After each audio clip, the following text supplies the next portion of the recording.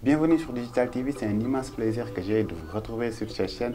Nous allons faire une visite au muséum. Le muséum, c'est le musée de la presse installé à Washington DC. Le musée qui permet de revivre un peu l'histoire de la presse ces 5 derniers siècles, comment la presse a évolué au fil des années, retrouver les titres de journaux qui sont exposés là-bas. C'est en fait une visite interactive que nous allons faire ensemble. C'est parti, allons-y.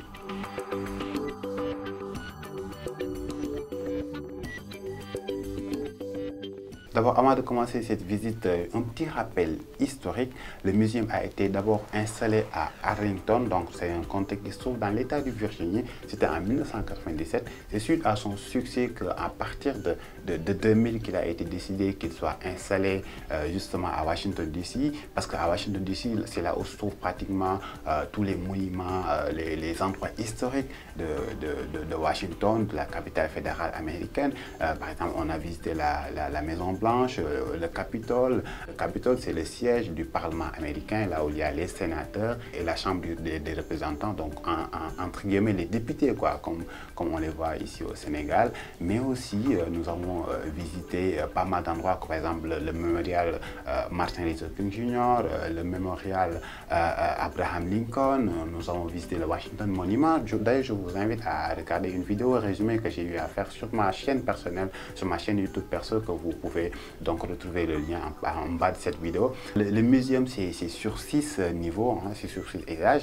Mais d'abord, au niveau du hall, on retrouve déjà le Berlin Wall, donc le mur de Berlin. Quelques extraits, par exemple, si vous n'avez pas eu la chance d'aller jusqu'en Berlin pour visiter quelques débris du mur de Berlin, pour rappel, le mur a été démoli en 1989.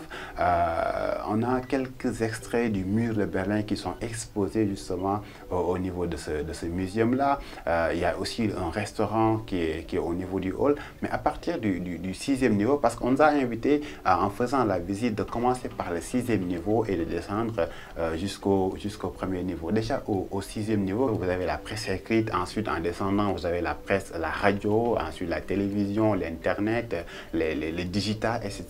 Il y a la liberté de culte, liberté de religion, la liberté d'expression, la liberté de contester, la pétition, la liberté de manifester, la liberté de presse. Donc les 5 libertés qui sont garanties aux États-Unis.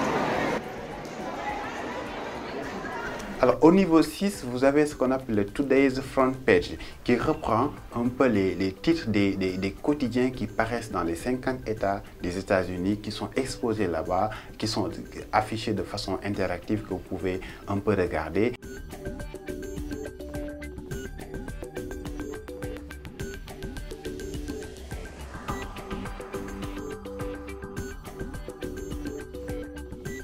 Nous sommes ici au niveau 6 du muséum. Le niveau 6 permet d'avoir une vue vraiment magnifique du Pennsylvania Avenue. Vous avez derrière moi le Capitole, okay, et là de l'autre côté vous avez le monument Washington. Et donc vraiment une vue assez surprenante, une vue assez magnifique de Washington, du Pennsylvania Avenue, qui permet d'avoir une vue panoramique, je dirais, de tout Washington à partir d'ici. Aujourd'hui, donc d'hier à aujourd'hui, à partir de 1800, à partir de 1840, 1820, 1850, donc vous voyez ici l'évolution de l'avenue Pennsylvania, donc au fil des années, donc vraiment depuis des siècles, hein, je dirais. Voilà. Alors maintenant, quand on descend au niveau 5 du muséum, vous avez ce qu'on appelle le News Corp News Gallery. C'est-à-dire vous avez une exposition de pratiquement plus de 300 titres de journaux qui paraissent un peu partout dans le monde. L'histoire de la presse, hein, depuis les 5 derniers siècles, hein, que vous pouvez consulter là-bas sous forme de tiroir. Parfois c'est un endroit quand même qui est sombre, mais vous avez la possibilité de regarder, de choisir une date, hein, un jour, pour regarder un peu ce qui est exposé là-bas, tel quotidien, tel journal à parler de tel sujet à telle date précise depuis des siècles, ce qui est vraiment très intéressant. C'est très bluffant, c'est-à-dire de pouvoir retrouver à peu près l'histoire de ce qui a été dit dans la presse il y a des siècles. C'est quelque chose qui est vraiment fondamental pour un peu revivre l'histoire de la presse. Donc c'est au niveau 6 que nous avons justement, au niveau 5 plutôt, que nous avons justement vécu donc cette histoire de la presse au niveau du muséum. Déjà en 1920, vous avez Peace comme titre qui a été publié par Times Later. À partir de 1940, vous avez eu ces parutions. En 1945, vous vous rappelez la Deuxième Guerre mondiale. Donc les journaux qui sont parus à cette période. On continue notre visite. À partir de 1980, vous avez eu quelques parutions de journaux également. Newsweek, qui ne paraît plus, c'est un hebdomadaire américain qui a cessé de paraître il y a quelques années, je pense 3 ou 4 ans, ou même 2 ans, je ne me rappelle plus, mais en tout cas qui a cessé de paraître pour les difficultés financières, etc.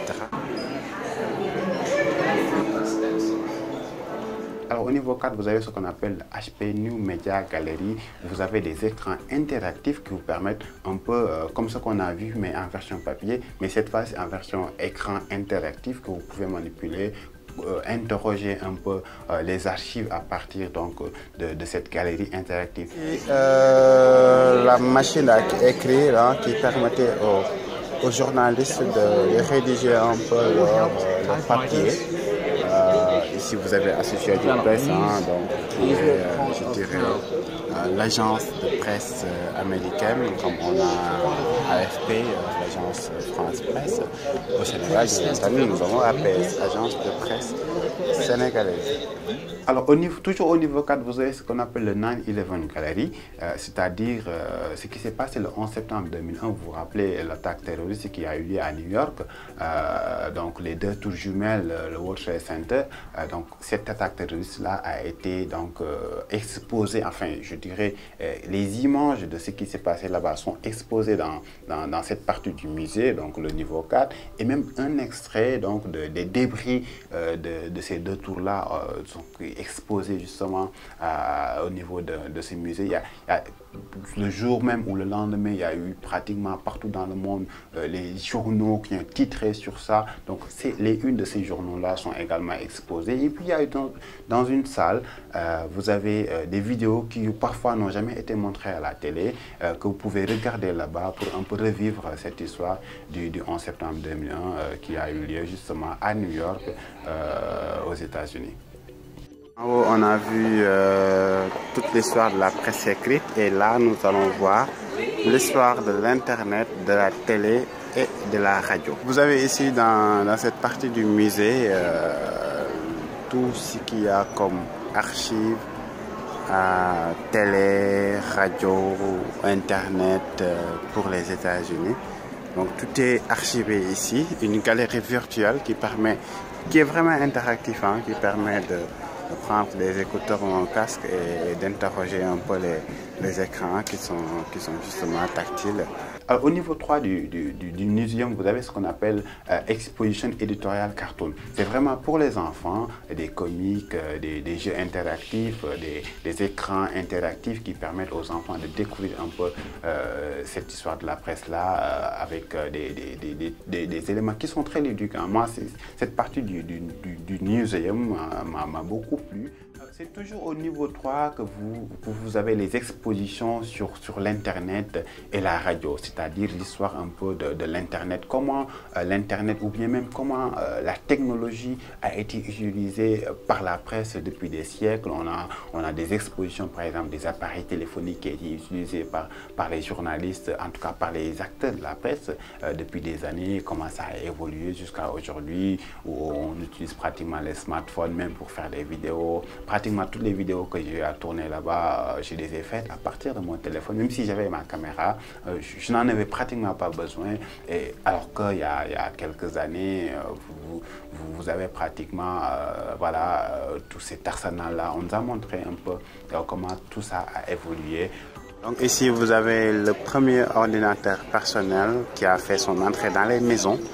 Donc un ordinateur qui est sorti en 1984, en 82 et en 84 Apple l'a lancé et l'a appelé le premier Macintosh.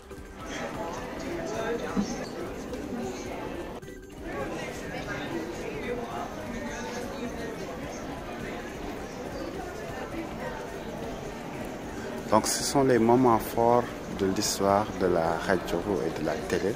Toujours au niveau 3, vous avez une partie qui est dédiée aux pionniers de la télévision américaine, la radio et la télévision américaine, Edward Murrow, qui n'est plus à présenter, en tout cas pour ceux qui suivent un peu la presse américaine, hein, qui fait partie des pionniers, ce monsieur-là, Edward Murrow. Donc une partie qui lui est dédiée justement à ce niveau 3 du muséum.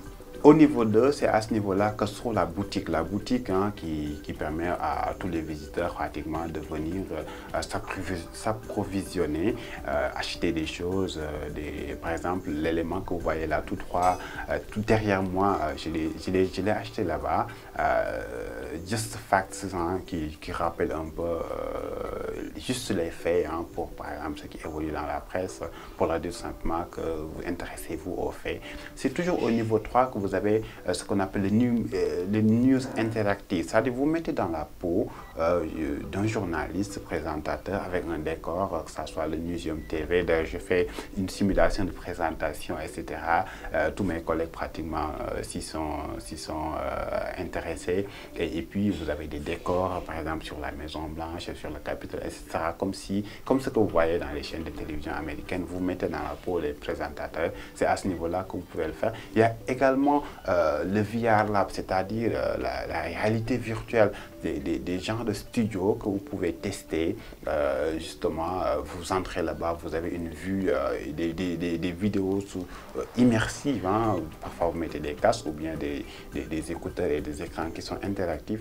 Vous avez ici une expérience de la réalité virtuelle, donc VR, Virtual Reality, qui permet de vivre de manière immersive un événement qu'on peut sélectionner, par exemple National Geographic.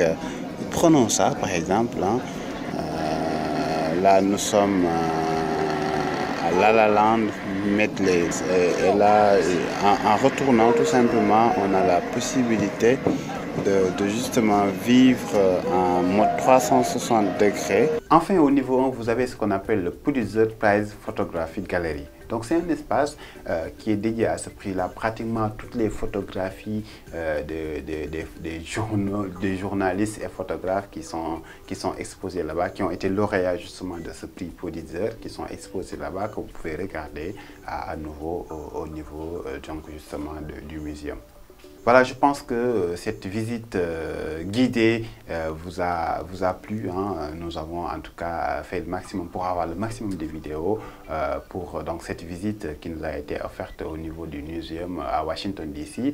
Sur ce, je vous donne rendez-vous dans d'autres vidéos pour d'autres chroniques, toujours dans le même thème, hein, consacré aux États-Unis avec les médias, les nouveaux médias, comment les institutions gèrent ça, comment les instituts de formation forment justement les jeunes, les journalistes, les professionnels des médias dans ce qu'on appelle les nouveaux médias. Tout cela, c'est dans des chroniques que je vous proposerai sur cette chaîne Digital TV. Sur ce, je vous donne rendez-vous prochainement. Merci.